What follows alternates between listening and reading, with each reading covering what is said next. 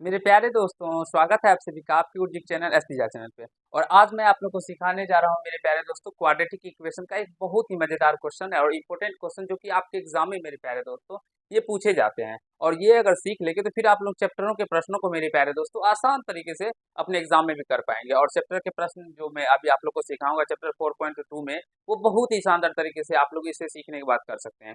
तो चलिए मैं आपको आज इस वीडियो के अंदर सिखाने जा रहा हूँ जो मेरे प्यारे दोस्तों क्वाड्रेटिक इक्वेशन यानी द्विघात समीकरण का हम लोग कैसे गुणनखंड विधि से मूल ज्ञात कर सकते हैं। इससे पहले आप लोगों के लिए मैंने बनाया है वीडियो जिसमें कि मैं आपको गुणनखंड ज्ञात करने के बारे में सिखाया है।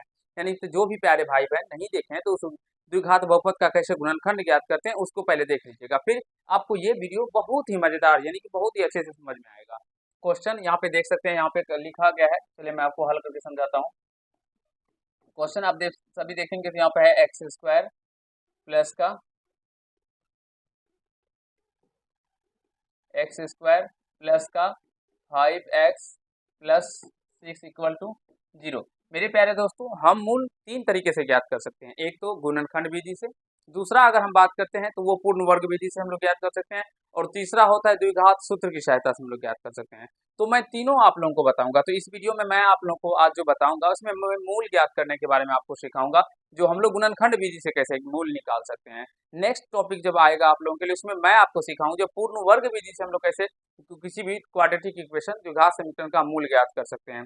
और तीसरा वीडियो जिसमें मैं आप लोग को सिखाऊंगा जो द्विघात सूत्र का प्रयोग करके हम लोग यानी या श्रीधराचार्य विधि का प्रयोग करके कैसे हम लोग मूल ज्ञात कर सकते हैं।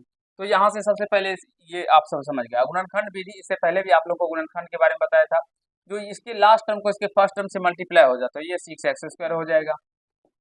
अब इस एक्स स्क्वायर को छोड़ के इस 6 का हमें ऐसा फैक्टर करना होता है मेरे प्यारे मित्रों, जो जोड़ने पे हमें 5x आ जाए, यानी 5 आना चाहिए, बस इतना समझिए। तो इसका जब फैक्टर कीजिएगा 2 और 3, जोड़ने पे क्या आ जाता है, 5 आ जाता है। तो ये 2 और 3 इसका फैक्टर होगा, जो कि यहाँ पे हम लोगों को लेंगे मेरे प्यारे दोस्तों, ठीक है। तो यहाँ से लिखेंगे एक्स स्क्वायर प्लस का 2x प्लस का 3x, और ये प्लस का 6 है तो 6 इक्वल टू 0। अब यहाँ से हम लोग x कॉमन कर लेंगे तो यहाँ पे बचेगा x प्लस 2, क्योंकि इधर भी x है। और फिर यहाँ से प्लस 3 कॉमन करेंगे तो यहाँ पे भी बचेगा x प्लस 2 इक्वल टू 0। अब मेरे प्यारे मित्रों, अगर हम बात करें यहाँ से तो x प्लस 2 इधर भी है, x प्लस 2 इधर भी है, तो हम कॉमन कर लेंगे x प्लस 2 इधर, तो यहाँ पे बचेगा क्या, x, और यहाँ पे प्लस 3 तो प्लस का 3, फिर यहाँ से इक्वल टू 0 हम लोग कर लेंगे। अब यहाँ से मेरे प्यारे दोस्तों जब दोनों यहाँ से दोनों के बराबर में 0 है तो हम लोग इसके बराबर में यानी कि x प्लस 2 इक्वल टू 0 इसके बराबर में भी 0 कर लेंगे, और x प्लस 3 के बराबर में भी हम लोग 0 कर लेंगे। तो यहाँ से x का वैल्यू यहाँ से -2 निकल के आ जाएगा, और यहाँ भी x का वैल्यू माइनस का 3 निकल के आ जाएगा। तो यहाँ अतः मेरे प्यारे दोस्तों इसका जो मूल निकल के आ जाएगा वो क्या निकल के आ जाएगा, -2, और ये -3 इसका मूल निकल के आ जाएगा। और क्वाड्रेटिक इक्वेशन है, द्विघात समीकरण है, तो इसके दो मूल होंगे मेरे प्यारे दोस्तों, जो कि यहाँ पे निकल के आया। आशा करता हूँ आप सभी समझ रहे होंगे जो हम लोग गुणनखंड विधि से मूल को कैसे निकाल सकते हैं, कैसे फाइंड आउट कर सकते हैं। चलिए नेक्स्ट क्वेश्चन की ओर चलते हैं। यहाँ पे आप लोग नेक्स्ट क्वेश्चन देखते होंगे।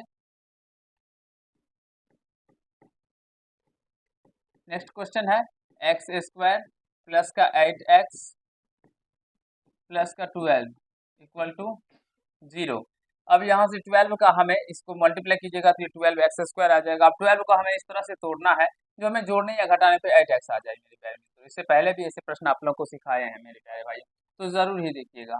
यहाँ से x² प्लस इसको 2x और प्लस 6x इस तरह से तोड़ते हैं। अब देखिए जोड़िए, जोड़ने पे ये कितना आ जाएगा, 8x आ जाएगा, और मल्टीप्लाई करने पे ये कितना आ जाएगा, 2 को जब 6 से मल्टीप्लाई कीजिएगा तो ये 12 आ जाएगा, और x का x से x² आ जाएगा, तो यानी कि 12x² भी हम लोग को निकल के आ जाता है, प्लस 12 इक्वल टू ये 0।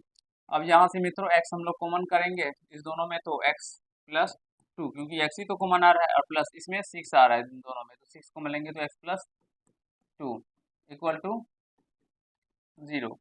अब मेरे प्यारे मित्रों यहाँ से क्या हो जाएगा, तो x प्लस 2 दोनों में है तो x प्लस 2 दो कॉमन करेंगे तो यहाँ से बचेगा x, और ये प्लस का 6 इक्वल टू 0।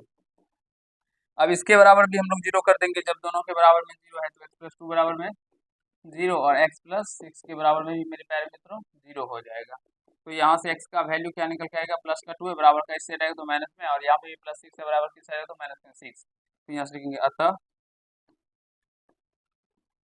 मूल बराबर मेरे प्यारे मित्रों, मूल क्या सब हो गया, -2 और -6। आशा करता हूँ समझ पा रहे होंगे, सीख रहे होंगे। यहाँ तक समझने और सीखने में आप सभी को कहीं से कोई दिक्कत समस्या नहीं हुआ होगा मेरे प्यारे दोस्तों। तो चलिए हम लोग नेक्स्ट क्वेश्चन की ओर चलते हैं और आपको सिखाने समझाने का प्रयास करते हैं। क्वेश्चन ना नेक्स्ट ये रहा आप लोगों के स्क्रीन बोर्ड पे, ये देखिए और इसे आप सब सॉल्व करने का प्रयास कीजिए। और इसी तरह से आप लोग मेरे प्यारे दोस्तों विभिन्न तरह के प्रश्नों को सॉल्व कर सकते हैं और अपने आसान तरीके से बना सकते हैं मेरे प्यारे दोस्तों, कुछ भी नहीं होता है। इससे पहले भी आप लोगों के लिए बताया जा चुका है। देखिए क्या है हम लोगों का क्वाड्रेटिक इक्वेशन, x² माइनस का x माइनस का 6 इक्वल टू 0। अब हमें इस 6 का इस तरह से फिर गुना कीजिएगा तो 6x² हो जाएगा। अब 6 का इस तरह से गुणनखंड करना है तो जोड़ने या घटाने पे माइनस का 1 होना चाहिए। तो मेरे प्यारे दोस्तों इससे पहले हम लोग 2 3 लिए थे, जोड़ने में 5 आया था। अब यहाँ से अगर हम लोग 5 और 1 ले ले गुणनखंड इसका तो नहीं हो पाएगा। तो हम लोग क्या लें मेरे प्यारे दोस्तों, तो अगर ये 5 2 3 ही लेते हैं और इसमें इसको प्लस करते हैं इसको माइनस करते हैं, तो जब ये घटाएंगे तो हम लोग का माइनस का 1 निकल के आ जाएगा। तो यहाँ देखेंगे x² प्लस का 2x और माइनस का 3x। जब +2x में से 3 माइनस का 3x माइनस x होगा, गुना करने में प्लस माइनस माइनस और 3 दूना 6 निकल के आ जाएगा, x² हो जाएगा।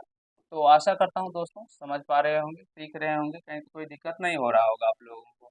x कॉमन करते हैं तो यहाँ से x+2 और -3 कॉमन करेंगे तो x+2 इक्वल टू 0 हो जाएगा। अब यहाँ से x+2 इधर भी, x+2 इधर भी, तो x+2 कॉमन करेंगे तो यहाँ पे बचेगा x और इधर बचेगा -3, तो x - 3 इक्वल टू 0। अब यहाँ से x+2 बराबर भी 0 हम लोगों को करना होगा और x - 3 बराबर भी 0 कर देंगे। तो यहाँ से मेरे प्यारे मित्रों, मेरे प्यारे छात्र छात्राओं, x बराबर -2 और x बराबर 3 निकल के आ जाएगा। तो यहाँ से मूल क्या निकल के आ गया, अतः मूल क्या निकल के आ गया दोस्तों, -2 और 3। आशा करता हूँ आप सभी समझ पा रहे होंगे, सीख पा रहे होंगे और कहीं से कोई दिक्कत समस्या नहीं हो रहा होगा आप लोगों को दोस्तों यहाँ तक समझने में। चलिए नेक्स्ट क्वेश्चन, क्वेश्चन नंबर 4 की ओर चलते हैं।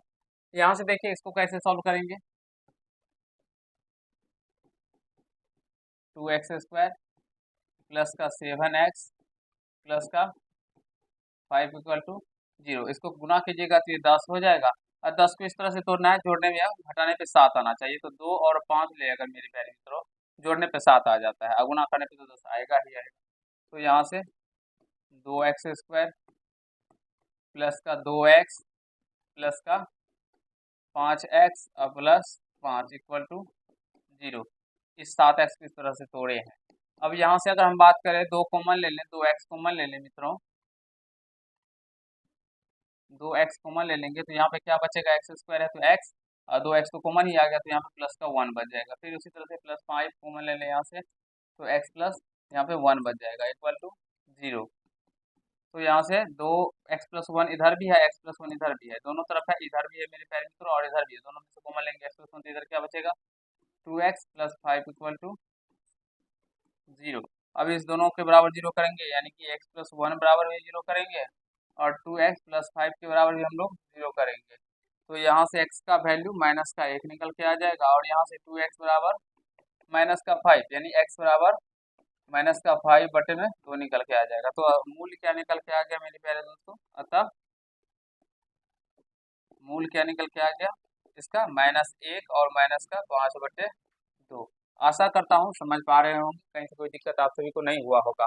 और यानी कि मूल का मतलब हुआ ये मान रखने पर मेरे प्यारे दोस्तों ये जो क्वाड्रेटिक इक्वेशन है ये 0 हो जाएगा, इसके बराबर में हो जाएगा ये बहुपद। तो आशा करता हूँ समझ गए होंगे और यहाँ तक समझने में आप सभी को कहीं से कोई दिक्कत समस्या नहीं हुआ होगा मेरे प्यारे दोस्तों। तो मैंने आप लोगों के लिए 4 ही क्वेश्चन लिए थे जिससे कि आपका कंसेप्ट क्लियर हो जाए और आप समझ जाए और समझने में कहीं से कोई आप सभी को दिक्कत ना हो। ठीक है, तो आशा करता हूँ आप सभी समझ गए होंगे।